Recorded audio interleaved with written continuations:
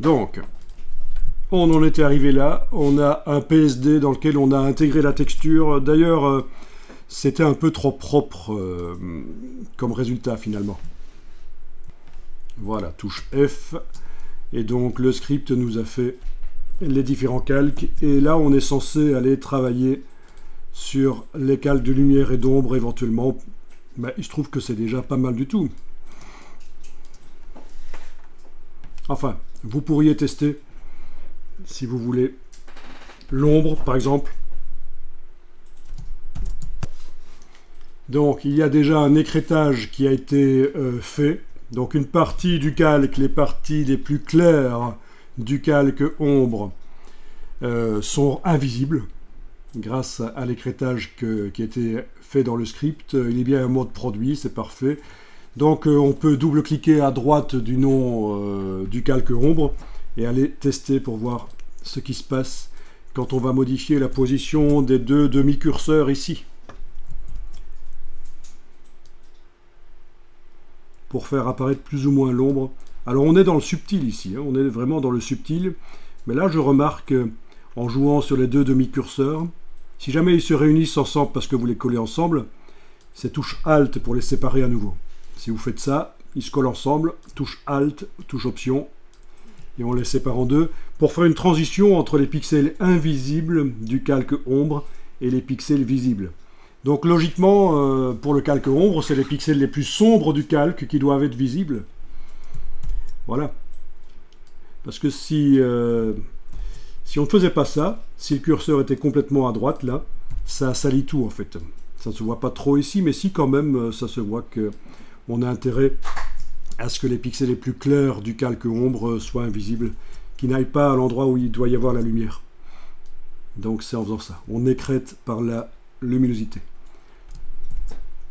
Donc je vous laisse tester ça. L'idéal, ce serait quand même que le bord de la voiture, qui a quand même de la structure, comme vous voyez, qu'on arrive quand même à voir quelque chose. Vous voyez ces ailettes ici, d'aération, notamment. Si je coche et je décoche aperçu, on voit que je viens quand même de modifier les choses. On voit un peu mieux la structure, le relief. Si ma voiture elle est trop... Ok, chez toi il y avait un problème ici dans le masque. Sans doute que tu n'as pas un masque, alors je ne sais pas pourquoi, mais tu as certainement une tache noire là au centre de la tache blanche qui correspond à la carrosserie beige. On est d'accord? Je sais pas, c'est des vignettes plus grandes. La question c'est... Ah oui, il faut agrandir les vignettes éventuellement pour bien voir. Hein. Donc menu de la palette calque. Option Bah, ça m'a pas l'air noir. de panneau. Et prendre des plus grandes vignettes.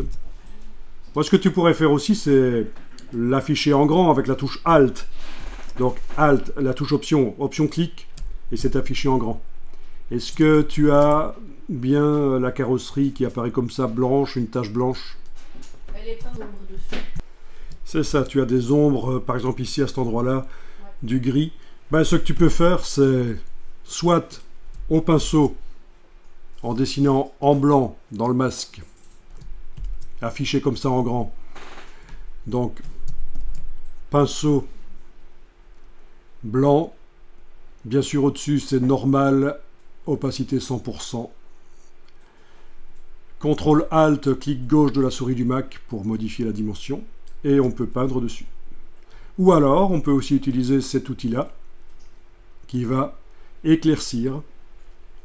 Donc cet outil-là, densité moins, et là peu importe ce qui est comme couleur dans le bas de la palette des outils. Et dans les options ici de l'outil qui apparaissent en haut, on dit qu'on va éclaircir ce qui est déjà clair. Même chose, CTRL-ALT, on définit la dimension du pinceau avec le clic gauche du Mac au clic droit du PC, et on passe. Et là, si tu débordes, c'est même pas grave en fait. Là, je vais le faire par exemple là. Voilà. On voit que ça éclaircit ce qui était déjà un peu gris clair. Mais moi, j'ai pas trop de problème. Ah tiens, peut-être ici sur le capot, voilà. Donc ça peut être une bonne option, cet outil densité moins, parce qu'on doit moins viser qu'avec le pinceau, en fait.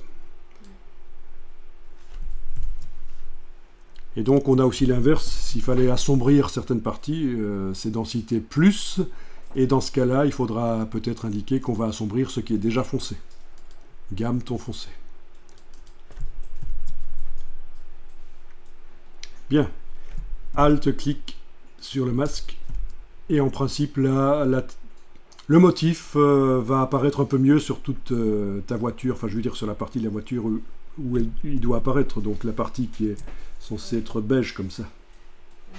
Oula.